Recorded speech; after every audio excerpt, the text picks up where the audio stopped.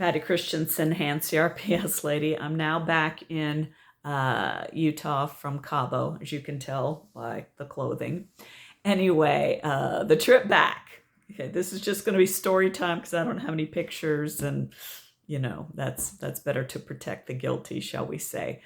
So we get picked up at like 10 o'clock, and I'm going, well, is that enough time for international? We get to the airport at 10:40. We're at our gate by 10:50. The plane doesn't even leave till for another 2 hours. So check-in in Cabo is amazing. So we first get there, and it's just a bunch of old ladies. And so we're not 100% sure what to do, whatever. But there's a Delta place, so I'm going over to it just to see what gate we're supposed to go to.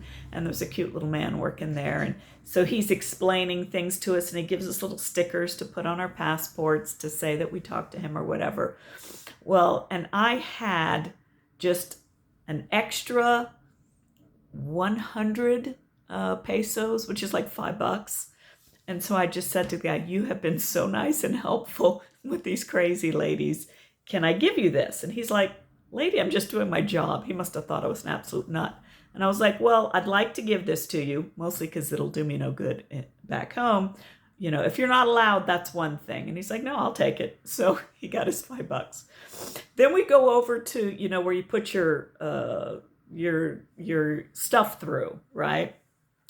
And the two girls were in front of me. I had a water bottle that, try hard as I might, they would not let me bring it through. I hadn't even opened it yet. So I'm over at the trash can, opening, drinking as much as I can, putting it in the trash.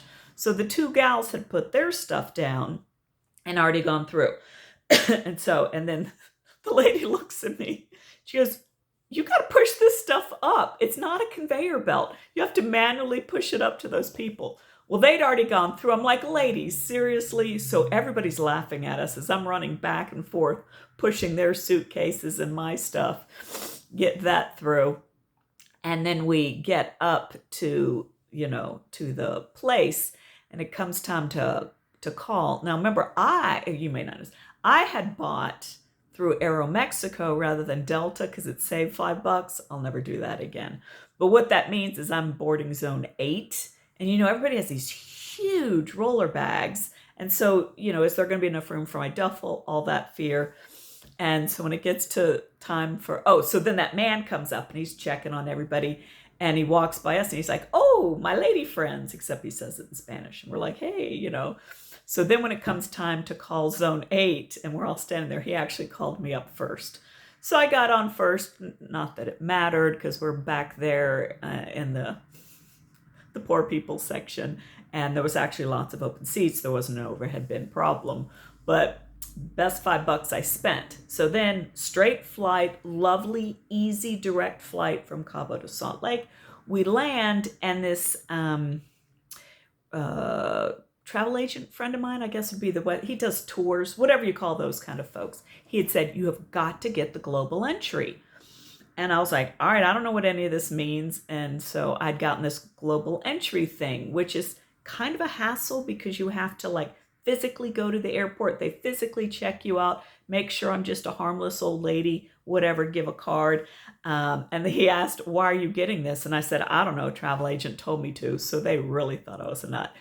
Anyway, years passed. So everybody's in that getting checked in, whatever we call that, immigration, customs, whatever we call that. Everybody's over there, and there's a sign for people with global entry. But it's just a sign. And so I'm like, what do I do? And she said, go over there and stick your face in front of one of those 3 machines. I put my face in one of the front of one of the 3 machines, and it says, welcome back, Patty. And so then and it says, walk up to the people. You don't have to stand in line, walk up to the people. Before I could even get up there, the guy's like, Patty, you're good, go through. And I was like, wait, my name is kind of creepy. But so I did not stop walking, and I just went straight through, got home. It was amazing. So I am a huge fan of global entry. I don't know if it's always that easy, but that was amazing.